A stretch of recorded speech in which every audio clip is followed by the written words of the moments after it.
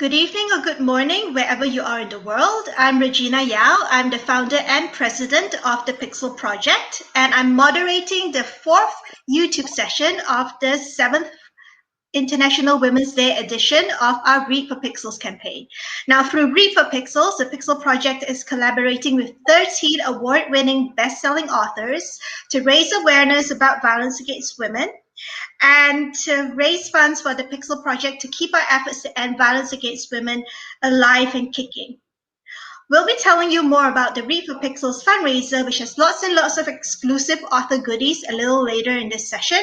And you can find out more about violence against women and how to stop it by visiting our website at www.thepixelproject.net.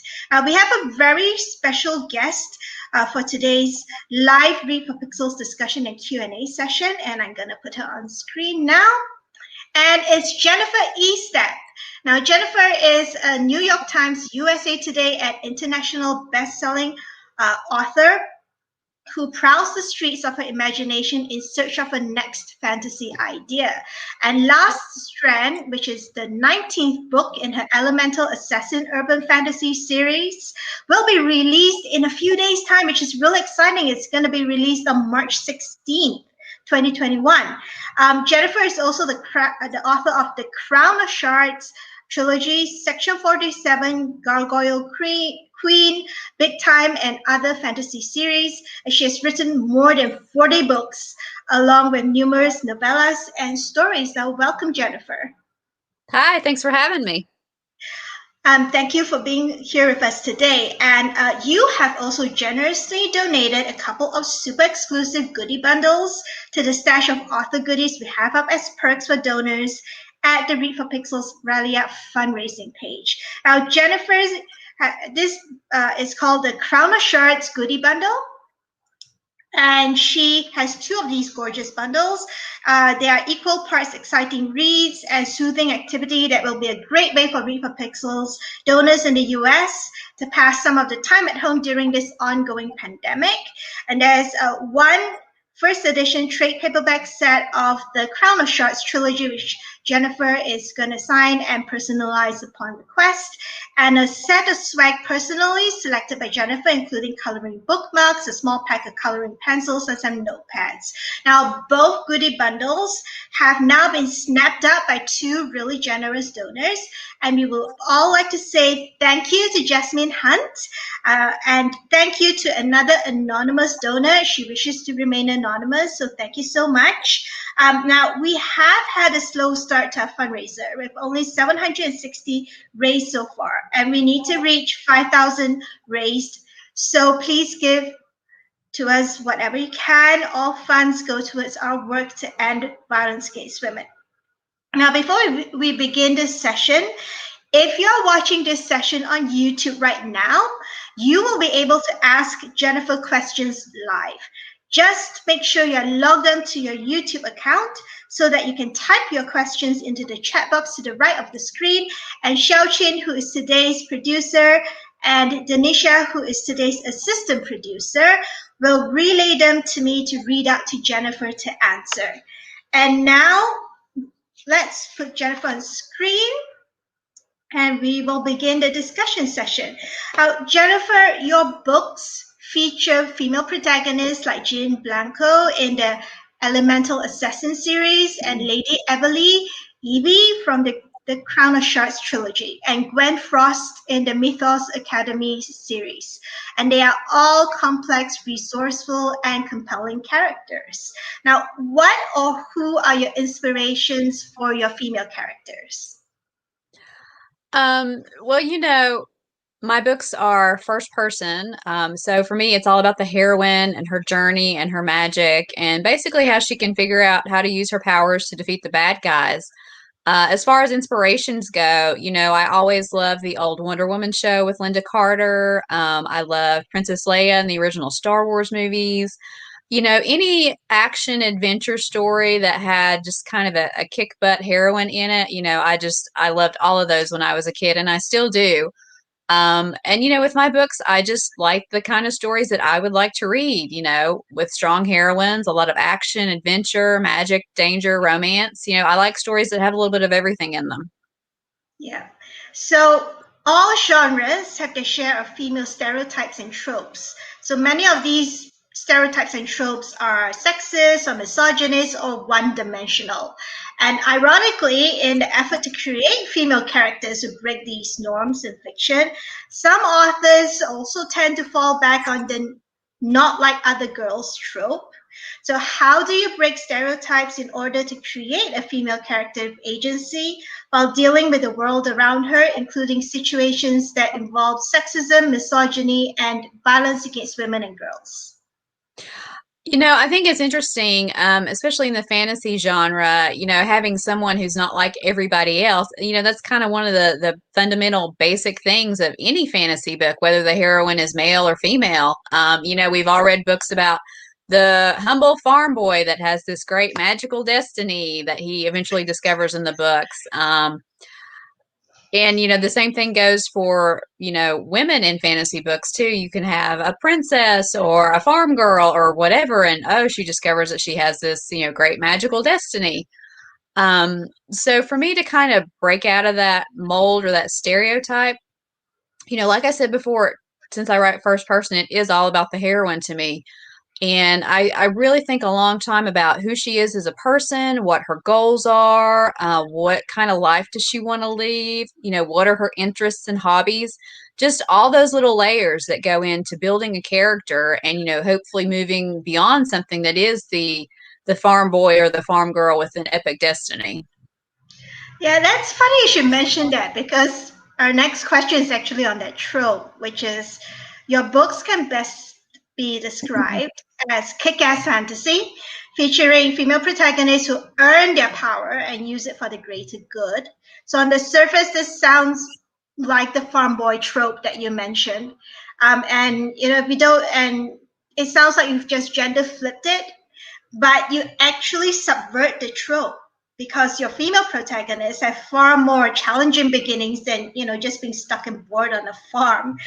For example, Jin's mom and elder sister were brutally murdered, and she was a homeless kid before Fletcher took her in. And likewise, Evie was motivated to train as a gladiator only when she was forced into hiding to survive after the queen was murdered by the crown princess Basilia. So why did you decide to tackle this theme of a character's challenging journey from girl to woman in your stories? Um, it kind of goes back to wanting those kind of epic stories and not really seeing as many of them when I was a kid. For as much as I love the original Star Wars movies with Princess Leia, I always kind of wondered why Leia doesn't get to be a Jedi in Return of the Jedi and go fight the Emperor with Luke and try to save Darth Vader because, he is her father too. But, it's kind of all about Luke and Luke's journey. And Leia, she does a lot of really cool kick butt things, but she doesn't ever really get to hold that lightsaber in her hand in the original trilogy. So I guess in a way, I'm writing stories where my female characters do get to, be the gladiator or the assassin or, kind of whatever their goal is, and they do get to go on those adventures and fight the bad guys, and they're the ones who triumph in the end. And again, it just goes back to writing the kind of stories that I want to read. Yeah, and it's like you said, Leia is just there's just so much wasted potential there in the first trilogy of Star Wars, and we only really see her coming into her own with the newer movies. Mm-hmm. So that was good, but sadly, Carrie Fisher has passed on, but hopefully her legacy will be many more girls, many more women taking demanding more stories like the ones that you've described, because we are people too. We like stories where we are the hero too. So that moving on from that, speaking of heroes, the Kingdom of Bellona in the Crown of Shards trilogy is a female-led society with the highest positions of power held by women. But it's not the stereotypical all-welcoming, loving, female-centric society that one might expect female power in Bologna seems quite bloodthirsty as it's filled with murder, coups, and gladiatorial matches, elements that are usually associated with male-centric epic fantasies. So why do you create the world of Bologna around this type of hierarchical matriarchy instead of a more egalitarian one? I would say that in a lot of my books, I kind of build matriarchal societies. Like, for example, in my Mythos Academy series, one of the things that I mention is that Gwen Frost, the main character, she uses her mom's last name instead of her dad's last name, because the female line in her family, those are the ones with the magic. As far as the Crown of Shards series goes, when I was first kind of thinking about the book and what kind of a new world that I wanted to write, one of the things that every writer really should do is think about their strengths as a writer. What kind of stories do you like to write? Do you like to write witty banter or action scenes or whatever it is? And for me, again, I love the action and the adventure scenes, and I thought, what better character to put in an epic fantasy world than a gladiator, because there were just so many different stories that you could tell, both with Evie going undercover kind of in the gladiator troupe, and then the fight scenes of the arena matches, and then really at the end of Kill the Queen, the first book, how Evie kind of takes all that gladiator training and uses it to become queen. So yeah, and I think with epic fantasy too, it's just you could do so many different kinds of worlds with it. I mean, I could have done kind of a more gentler, nicer world where maybe people follow rules instead of like fighting to be queen in the gladiatorial arena, but that just wasn't the story that I wanted to tell. So I love to write action and fight scenes, and in a lot of my books I tend to give the heroines a profession where they kind of have to fight for their lives all the time, like with Jim Blanco, my Elemental Assassin series. Yeah, and some what's interesting is Evie also saves the prince. Like you reverse that trope, normally it's a damsel in distress, but instead she's the one who rescues the prince at the end of the day. So that's really interesting to us because um, these stereotypes and tropes are still very much present in a lot of fantasy. That women are written in a one-dimensional way. They are all written as supporting characters only. But what we love about your books is that no, they take charge of their fantasy. They might not be happy to do it at the beginning because they were having a nice life. But when they're spurred into doing that, I was reading, so it's everyone, it's Women's History Month this month, if you don't know that already. And I was reading a quote from one of the writers of Captain Marvel. And she said that when Captain America gets knocked down, he gets up again. It's because it's the right thing to do. But when Captain Marvel, when Carol Danvers gets knocked down and gets up again, it's because F you. F you can't keep me down. So I was reading that and I was actually thinking about Evie and I was thinking about Jean Blanco as well, that they get knocked down, but they don't stay down. And that's what's so important about your books, because a lot of girls will be reading your books as well. And they will be learning, or at least they'll be absorbing the lesson from that, which is, no matter how hard life gets, no matter how many obstacles people put in your way, like you can get around them, you can punch through them, you can get knocked down, you can get up again.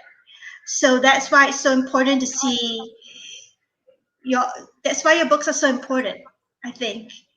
People underestimate genre books. They really do. They say, oh, that's just popular fantasy, right? They just go, oh, those are just genre books. But like you said about Leah, people also dismiss her sometimes as, oh, she's just a character in a popular movie, mass entertainment. But she inspired you to write these books. She inspired so many women as who grew up on her.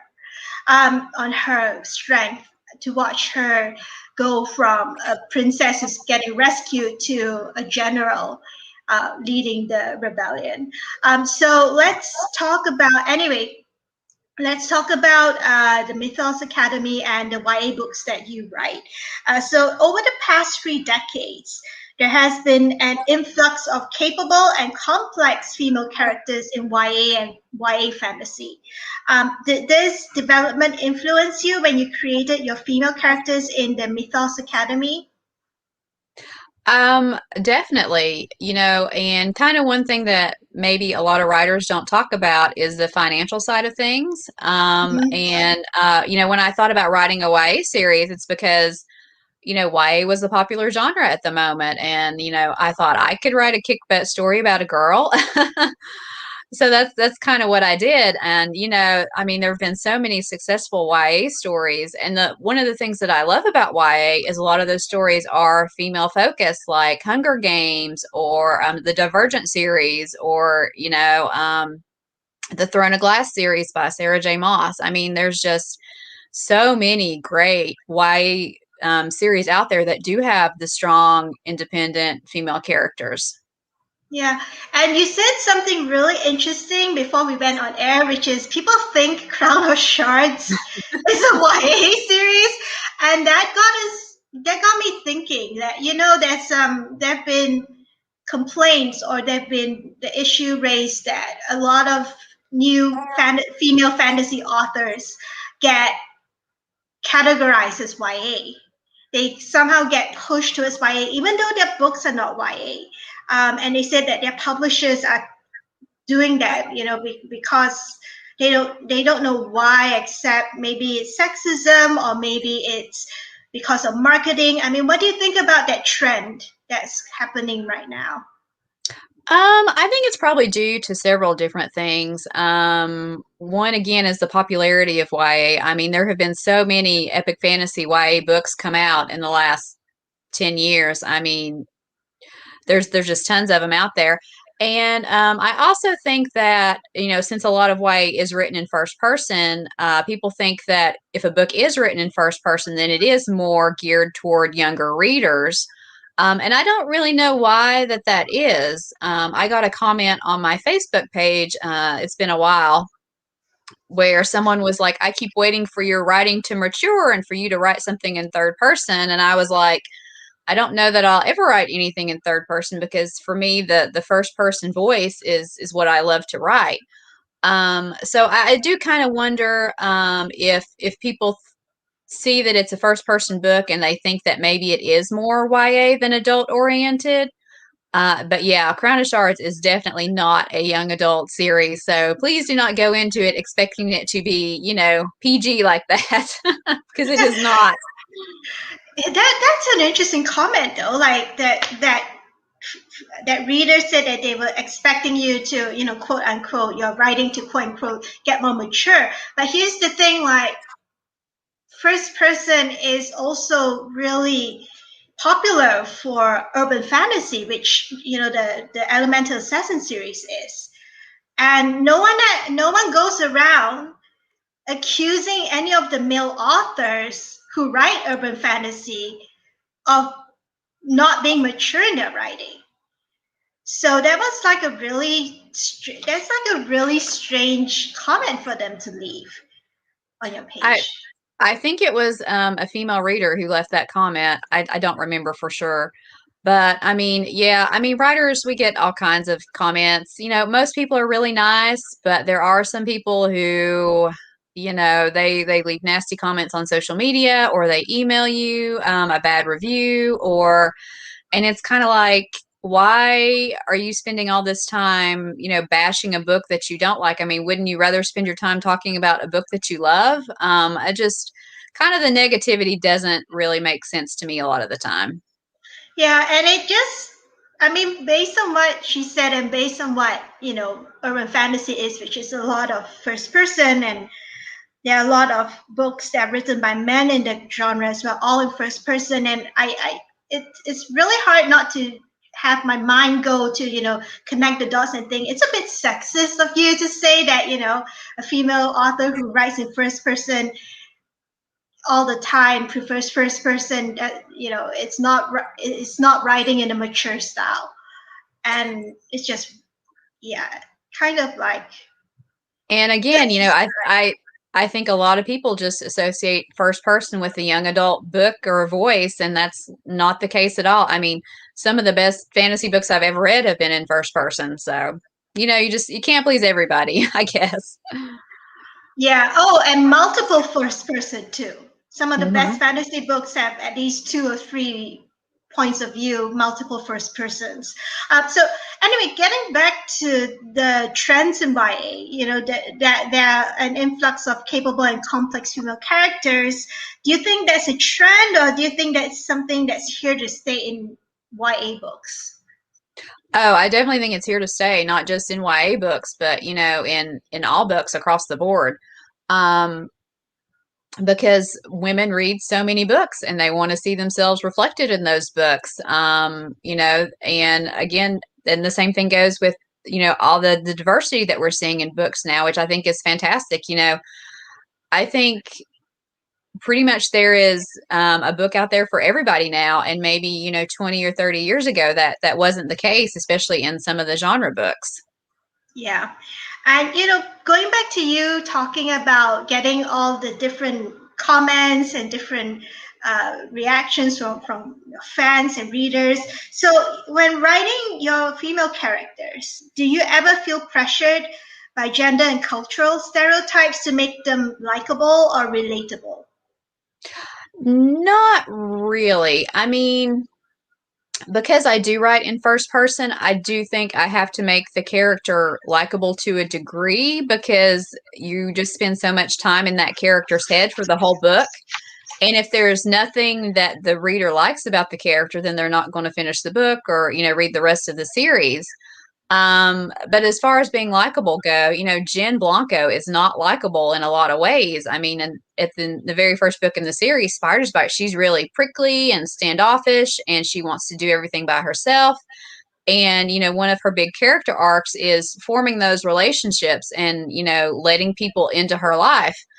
Um, but yeah, I've never had an editor or an agent or anybody say to me, "Oh, you need to make this person more likable because she's a woman." And it's like, no, I wouldn't do that anyway. I mean, I enjoy writing about all types of women.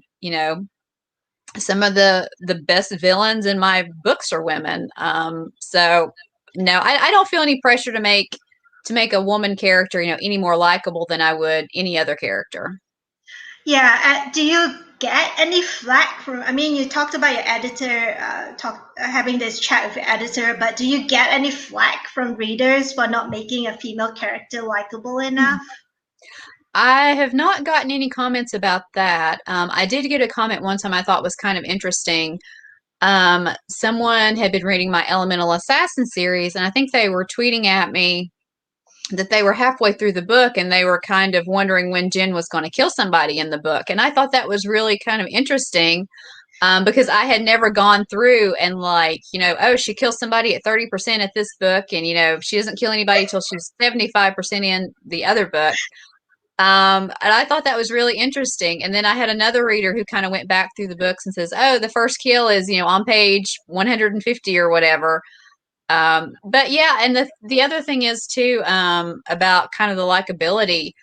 I don't really ever get any comments saying that there's too much violence in my books, which I think is kind of shocking. Especially, with the Elemental Assassin series where she kills a lot of people in the books, or, in Kill the Queen and Crown of Shards where there's a whole royal massacre and from page one that it's going to happen. So it's I will sometimes get complaints about the language or the sex scenes, but I don't ever remember seeing any complaints about the violence, which is kind of a sad commentary in a lot of ways.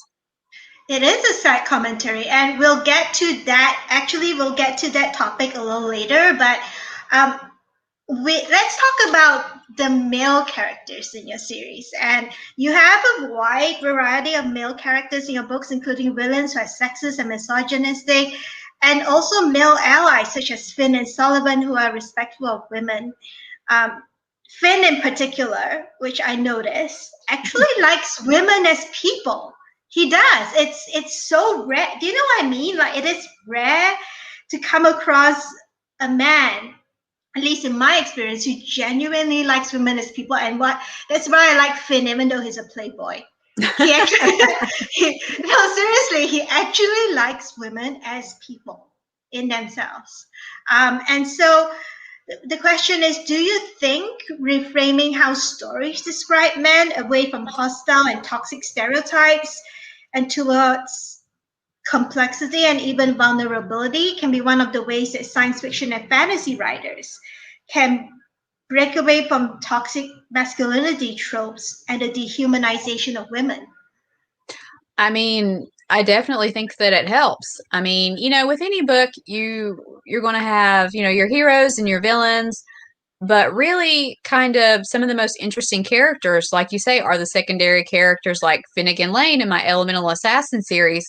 Because what I try to do with every character, no matter whether they're female or male or really how important they are to the story, in my mind, it might not always appear on the page because, you don't necessarily have time to delve into the secondary characters so much. But to me, the secondary characters have their own goals and their own, strengths and beliefs, and their own, kind of weaknesses and foils and vulnerabilities. So I think it just goes kind of hand in hand with making all of your characters well-rounded. Some of the characters are going to be hostile towards women because that's the kind of character and person that they are. And I try to balance that out, like you said, by just having a wide variety of characters across the board, all who have different life experiences and different opinions and different backgrounds. So Yeah. And do you think that eventually the violent alpha male type character will phase out of fantasy and YA books as cultures worldwide start kicking out toxic masculinity? Or do you think it's one of those stereotypes that's going to stick around for a bit longer or much longer? I would say it's probably like the farm boy with the great destiny. It's just I hate to say a classic trope or stereotype, but in a lot of ways it is. I think you're always going to have actually a lot of people in the romance community call them alpha holes, which I think is a great term for them. Um, but I think that if you do have a character like that, and sometimes you need a character like that if there's a certain story that you want to tell. But I think, again, like I said, just balancing your whole cast of characters out with a wide variety of people just really enriches your story as a whole. Yeah, and it also reflects the real world, right? Mhm. Because the real world is just filled with all different types of people. Now, we have a comment from one of your fans. I've been a fan of your books for years, Misty306 says. So Misty, if anyone has any questions, whether it's Misty or anyone else who's watching today, please do type them into the chat box. Jennifer is here for another 30 minutes or so. Type them in the chat box, and Jennifer will answer all your pressing questions today, well, on her books and what's coming up next. So, many people in the anti-violence against women movement say that male violence is the main, if not the root cause of violence against women and girls and of violence in general. How do you think stories and books like yours can help move this conversation forward in a constructive way? Hmm.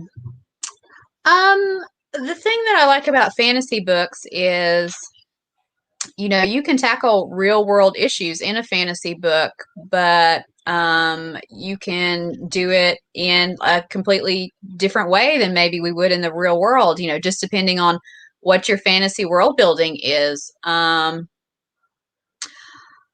It's really,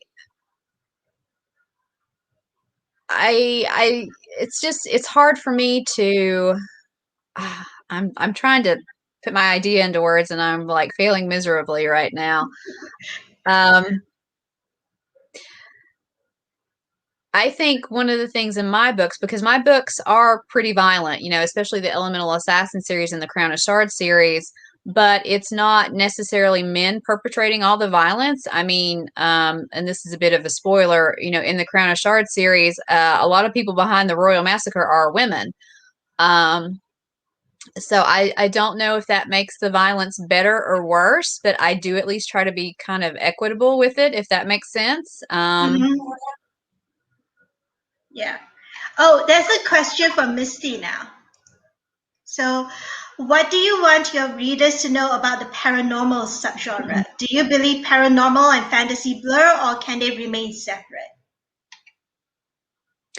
Well, that's a really good question. And, it really kind of just depends on, yourself as a reader and how you want to see things. Now, to me personally, you have like the fantasy umbrella that, covers all types of fantasy, whether it's young adult or urban fantasy or whatever.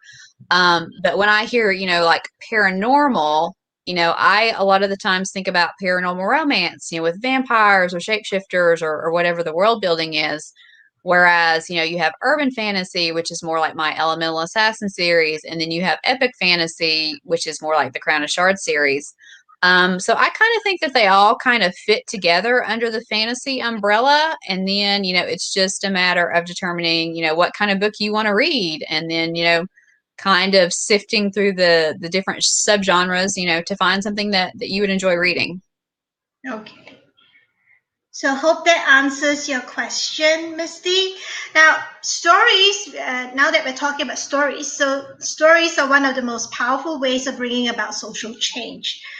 So they aren't restricted to just fiction, but they are also the way that news is presented to the general public. And it is where most of us learn about what's happening in the world. So during your Read for Pixels AMA back in February, you mentioned that you worked at a daily newspaper, and I'm going to quote you from there. You say it was really eye-opening when it came to realizing how much violence there is in our society against women, children, and animals. So how has this experience influenced your fiction?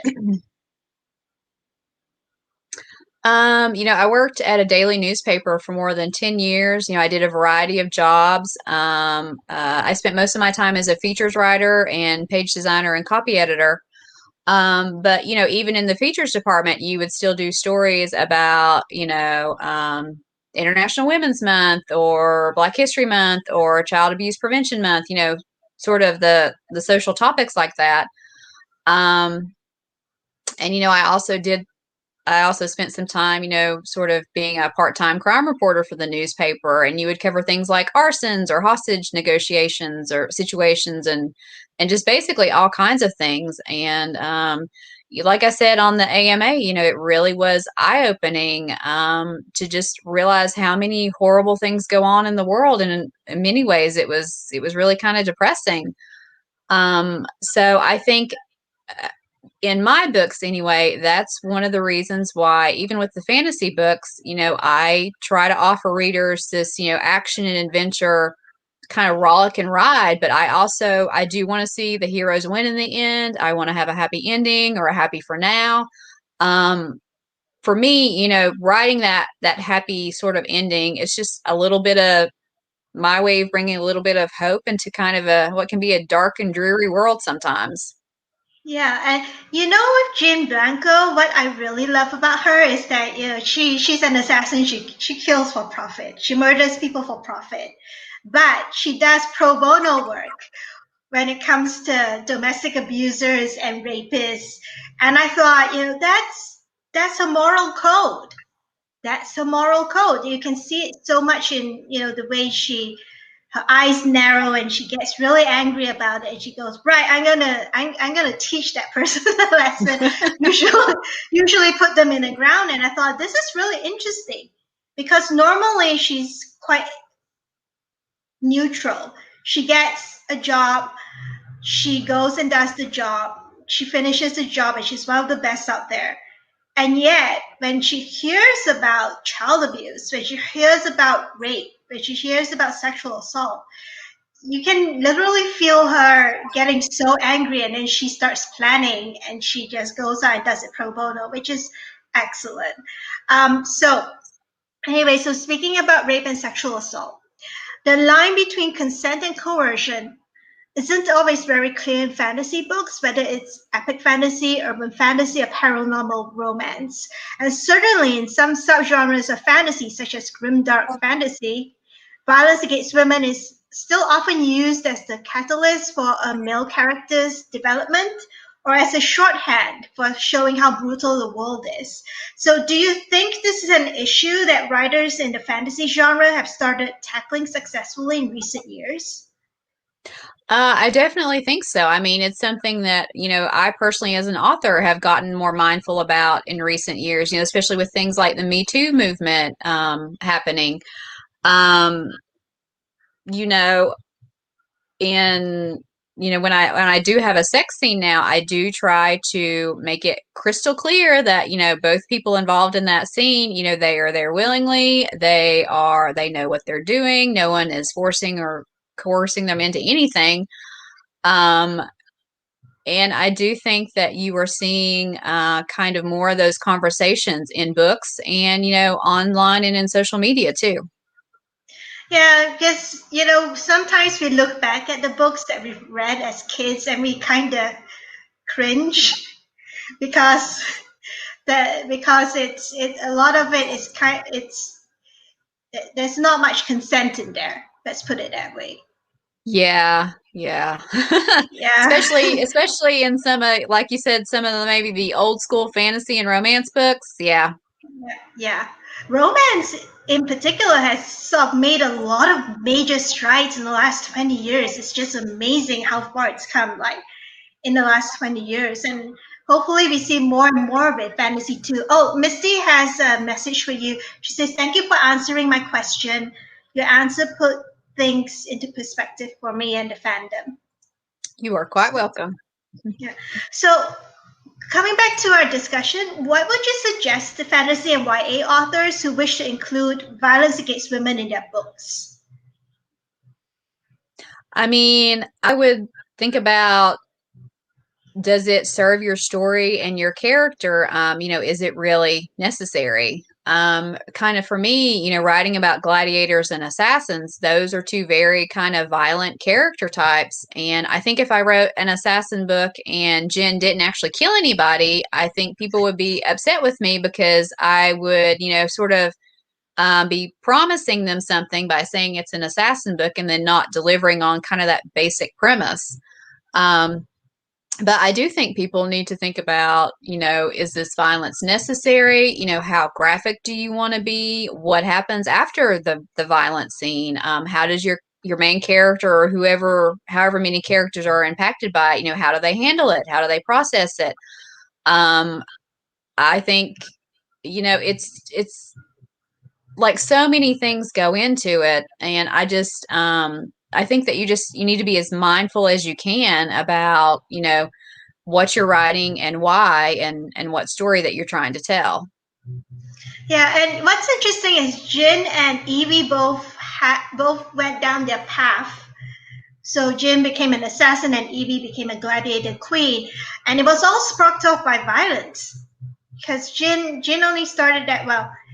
Jin only became homeless after her family was assassinated, and then by chance got picked up by Fletcher, who started training her as an assassin, and Evie just had to do it as a matter of survival. So it was really interesting to see how violent in both those two series, at least, the violence that they've experienced actually sent them down the road that they went on. And in some of my books, it kind of goes back to what I like to call like all the prophecies in Greek mythology, all the different stories about Oedipus and that kind of a thing.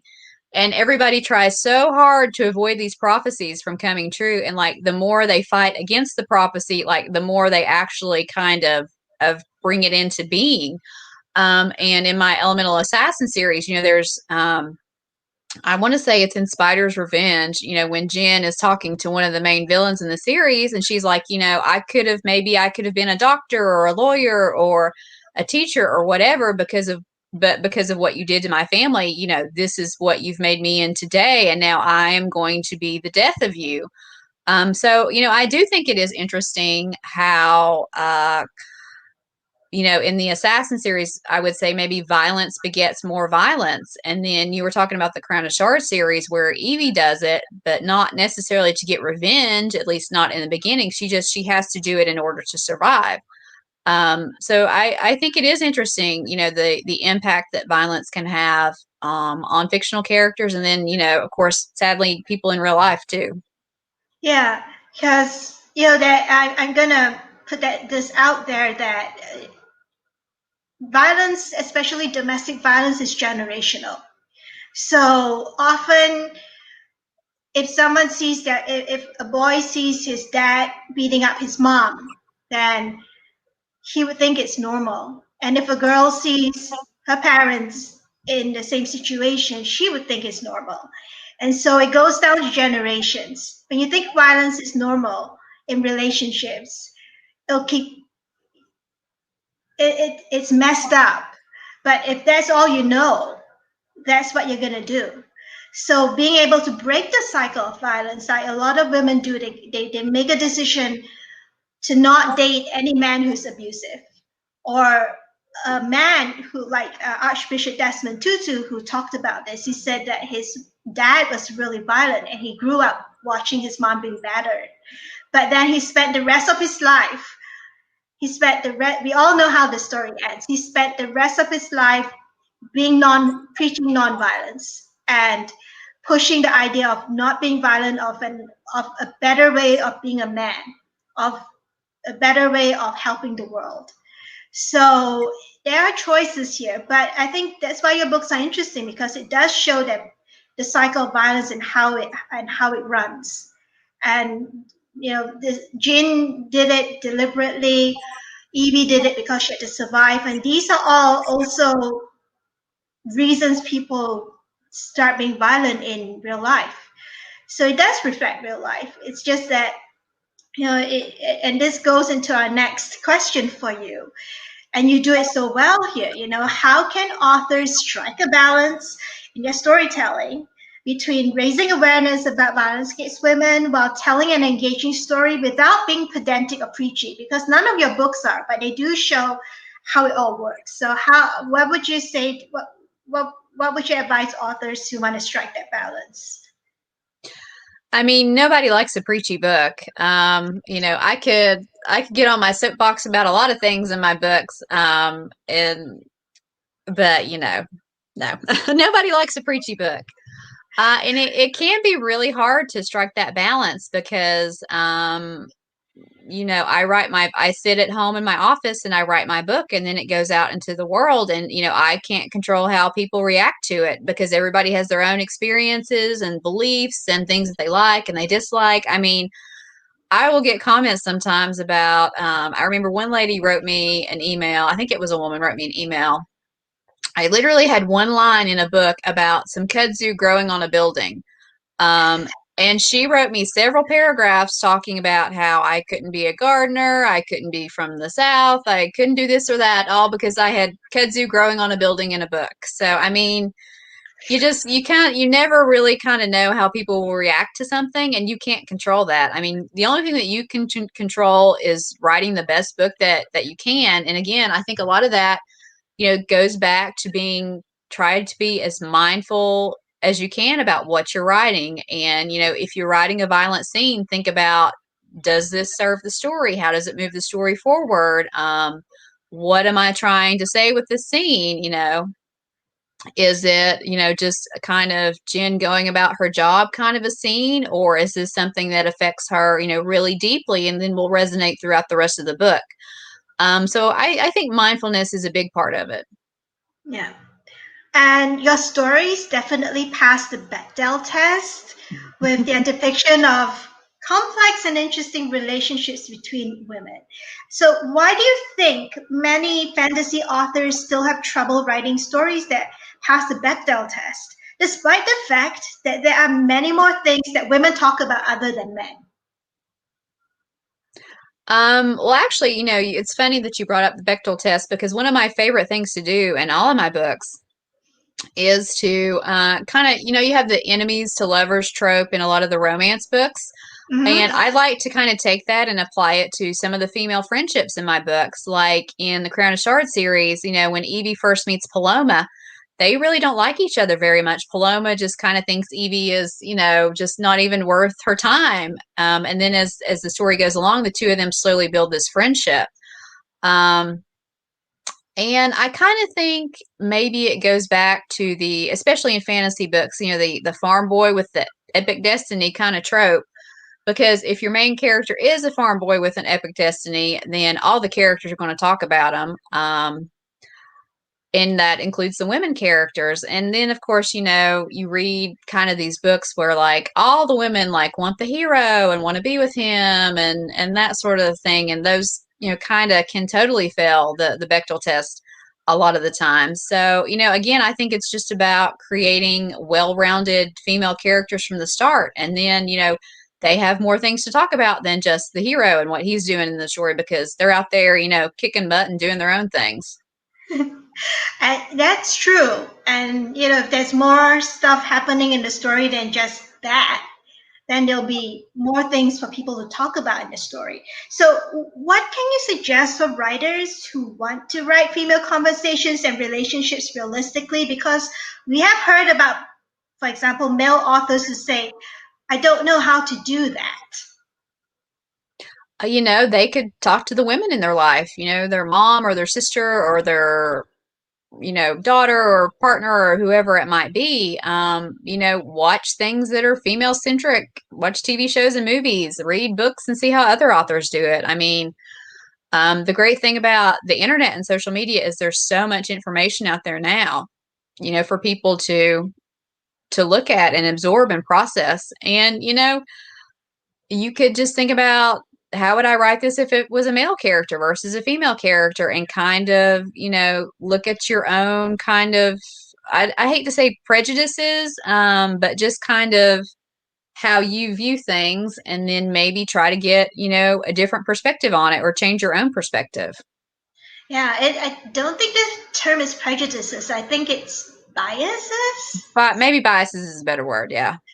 Yeah, and also, and this probably sounds like a no-brainer, but listen to the women around you in your life. Like really listen to what they're talking about. I mean, if I listen to for example, if I listen to what my mom and my aunts are talking about, they're talking about gardening.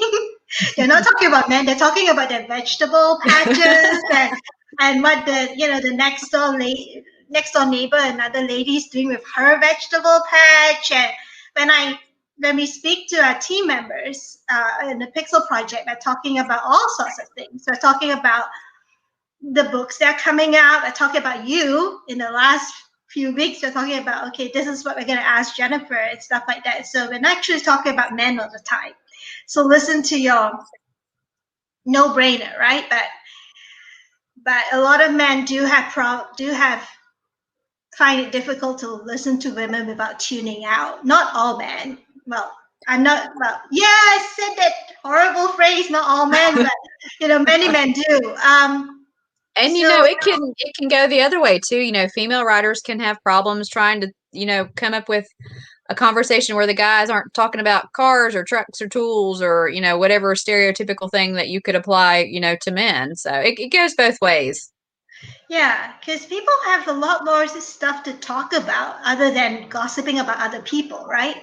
So moving on, do you think influential fantasy authors such as yourself should make a conscious effort to include characters in your stories that show readers the importance of respecting women as equals and as human beings? And I'm just going to add a note here that we're asking this because this has been an argument that comes up time and again in fantasy groups on Facebook and fantasy group forums and all, whether or not authors should introduce what they think is, their ideals and all into their stories, consciously or not, or their politics. I think that every author, puts a little bit of themselves in their books, whether it's their ideas or their politics or whatever it is. I mean, it's your book. Nobody else is writing it for you. You are the person who is sitting there and typing the the words into the computer. So, of course your own personality and thoughts and beliefs are going to bleed into your work no matter what. I mean, we were talking about that kind of bias before, and that's part of it because we all have bias about everything pretty much. But I do think it is important for authors to think about viewpoints other than their own and to try to be as inclusive and diverse as possible, and and to show those different viewpoints and lifestyles and everything that we have in the real world today. Maybe it doesn't always translate into a fantasy world, depending on the world building and the magic system or whatever. But I do think the inclusion and the diversity is important. Yeah. Oh, speaking of magic systems, we have a question from the audience about magic systems. So A Knight asks, do you have a favorite magic or power system from your own works? It's kind of hard for me to pick because I like all the powers. I mean, I think they would all be really cool to have. Probably the one that I have had kind of the most fun writing would be Evie in Crown of Shards, because her superpower is basically a sense of smell. She can smell people's emotions. And one of the reasons that I did that, I read an article years and years and years ago, and I don't remember where or what it came from, but it said that the sense of smell is the thing that authors talk about the least in their books. And I thought, wouldn't it be a fun challenge to have a character whose superpower was her sense of smell? And, when I was thinking about the Crown of Shards world, I thought, okay, Evie is kind of this overlooked, forgotten character, and is like, let's give her a power that people think is probably useless a lot of the time. But, let's make it into something that's really interesting. And for me, that was the sense of smell and her being able to smell people's emotions and smell poison and things like that. And then it was just really fun for me to think about what the various emotions smelled like. I had someone make a comment to me. I can't remember if it was in person or at a conference. And they said that every time they think about rage now, they think about jalapeno rage, because that's how I describe it in, the Crown of Shards series. And I thought that was a really cool compliment. So yeah, coming up with like Evie's super sense of smell is probably one of the funnest ones for me to write. Right. And it's like a twist of synesthesia. How do we say synesthesia? Synesthesia, which I've also done in another book. Yeah. I mean, imagine being able to smell colors or hear emotions. It's really cool. We've got everyone who's watching this right now, if you just joined us, we're here with Jennifer Estep. We have about approximately 10 minutes to go. If you have any questions for Jennifer, now's the time to get typing into the chat box, and we will read it out to Jennifer to answer live. So geek culture in general, including science fiction and fantasy, has had its share of critics saying that it's still too male-dominated, despite a rising number of prominent, well-respected, and well-known female authors. And there's also still plenty of hostile behavior by male geeks towards female geeks.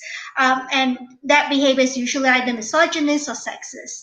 So what do you think needs to be done to make geek culture as a whole, whether it's conventions or comics or gaming or books, more welcoming for women and girls? I go to a fair amount of comic book conventions, and yeah, I've been going to my local comic book store for years. I'm definitely a geek girl in, a lot of different fandoms. I've never really had a terrible experience, but you do kind of get kind of the look sometimes like, oh my God, you're a girl. What are you doing in a comic book store? And that kind of a thing. I think one of the ways to combat that is just to have more comics and books, with the female focused fantasy stories. You had mentioned Captain Marvel earlier. I'm really looking forward to the Black Widow movie whenever it might come out. I hope it's this year. um, so I definitely think having more female stories, for everyone to read, girls and boys, is definitely important. And having those characters on the big screen and the small screen, like the recent Mulan movie that Disney did. I actually just watched that a couple of weekends ago, and I thought it was so well done. And again, I think having no harassment policies at conventions, and just laying out this is the code of behavior and we want to treat everyone with respect. And I don't know why so many people have a problem with that. I mean, basically at the end of the day, I think we should just all like what we like and, be proud of the things that we're interested in. And if somebody doesn't like it or doesn't think that you have the right, to be part of this fandom, well, then they're just, I don't know if I can curse on here or not, so I'm not going to. But yeah, we should just all like what we like and, just forget about the haters. Like Taylor Swift says, you just shake it off. Yeah, I mean, we had Stephen Graham Jones, the horror author, on a couple of years ago, and he had a really good analogy. He said, "Pop culture is not pie. You can't run out of it.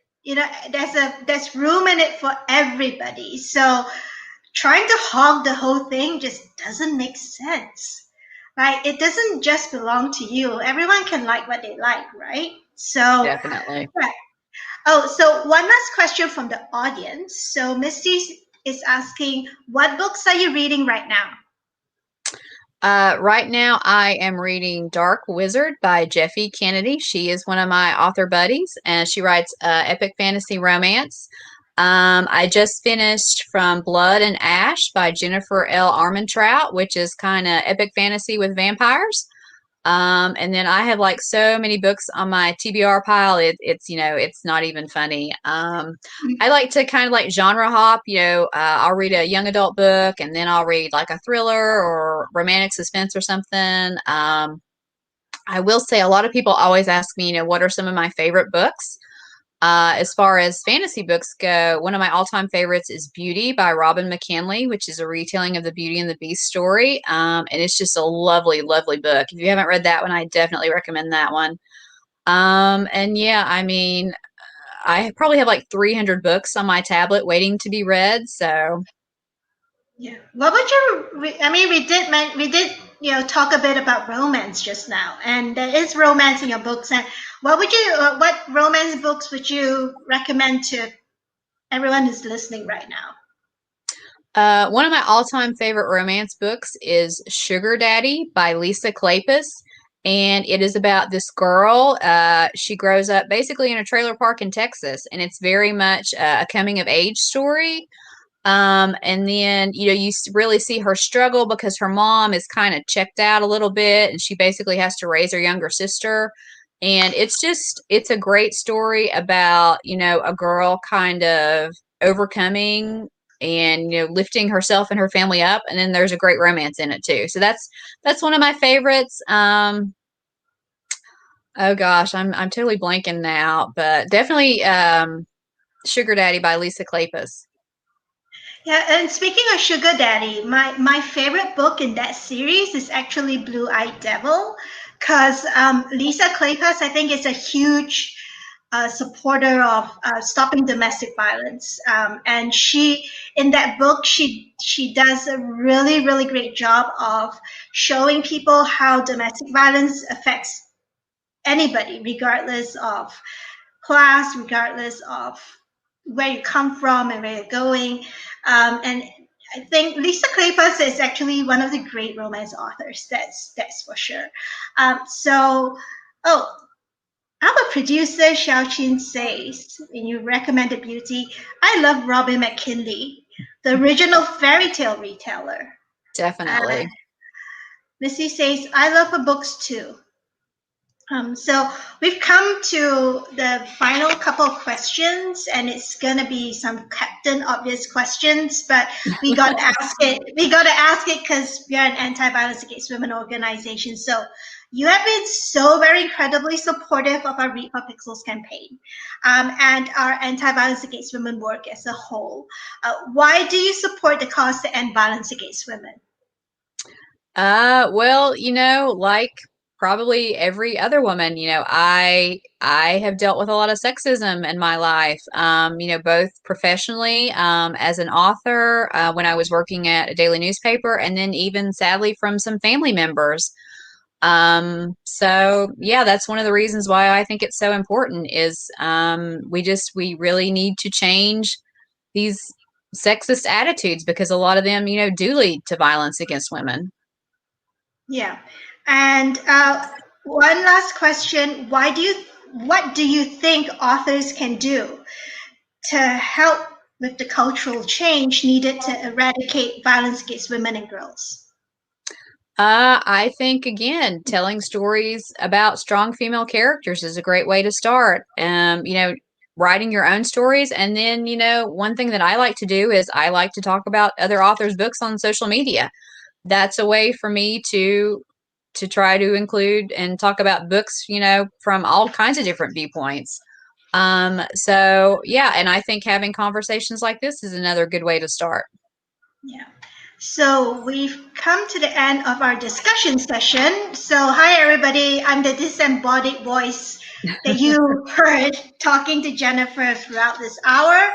It's time to wrap up. So let's talk about the goodies. So Jennifer has generously donated a couple super exclusive Crown of Shard goodie bundles for US donors only to our Rally Up fundraising campaign. But they have both been snapped up. But there are still plenty of author goodies available this week from authors and or publishers, including Adriana Herrera, Beck McMaster, Ginny Lin. Actually, 3 of them are going to be live tomorrow. Speaking of romance, they're going to be doing a romance panel talking about writing violence against women in romance in the Me Too era. And then there's also some treats from Reese Bowen and Elia Dawn Johnson and Bridget Kammerer, Anna Stevens, Julie E. Trineda, Jody Meadows, Zank Books, and more. And more treats will be released every Thursday throughout March 2021. And if you love Jennifer Estep's Elemental Assassin series, and you maybe want to make a small donation to us, maybe $10. Beck McMaster is actually releasing the first 3 chapters of a Curse of Darkness book, which is her next book that's coming in September. And lots of people have been asking her, when is it coming out? When is it coming out? And everyone's just waiting breathlessly for it. If you have $10 to spare, go to our fundraising page. Xiaoqin is going to share the link just right about now. Go there, make a $10 donation. The listing is right up at the top of the goodies list. Make a $10 donation, and we will send you the first 3 chapters because the previous book ended on a cliffhanger. So at least you'll be off the cliffhanger for a while until September. Seriously, Jennifer, she ended the last book on a cliffhanger. So anyone who doesn't want to keep hanging there, donate $10 to us, and you get to read the first 3 chapters of the next book, Curse of Darkness. I think. So everything is first come, first served. So donate today to get the goodies you want before somebody else does. I'm going to share a little slide with everybody to show you where to go. All right, can you see this? Yeah, there we go. So you can donate for goodies via Rally Up, our Rally Up fundraising page at bit.ly/R4P Rally Up IWD 2021. And this is case sensitive, everybody. So remember to type it in exactly. And you can find out more about the Read for Pixels campaign at bit.ly/Read for Pixels. So we have raised $760 towards the $5,000 goal so far. Our fundraiser is ending on the 15th of April. So please give generously. All funds go towards our work to help end violence against women, including this program that we have called Read for Pixels. And if you want to learn more about stopping violence against women and what you can do about it, you can visit our website at www.thepixelproject.net. Jennifer, do you have any announcements to make this apart from the new Jean Blanco book that's coming out on the 16th? So sort of my upcoming books, like you said, Last Strand comes out on March 16th. That's Tuesday. So go pick it up if you want to. And then also later this year, I will have Capture the Crown, which is a new book in my Crown of Shards world. And I hope people enjoy that when it comes out. Mm-hmm. So everybody, lots of treats coming for Jennifer this year. Make sure to pick up her books when they come out, because Jim Blanco and Evie Queen Evie are both really wonderful characters. So thank you to everybody, wherever you are in the world. Have a really great weekend. And if you're interested, tomorrow we are having the romance panel with Adriana Herrera, Beck McMaster, and Ginny Lin. And on Sunday, we are going into historical mysteries with Reese Bowen.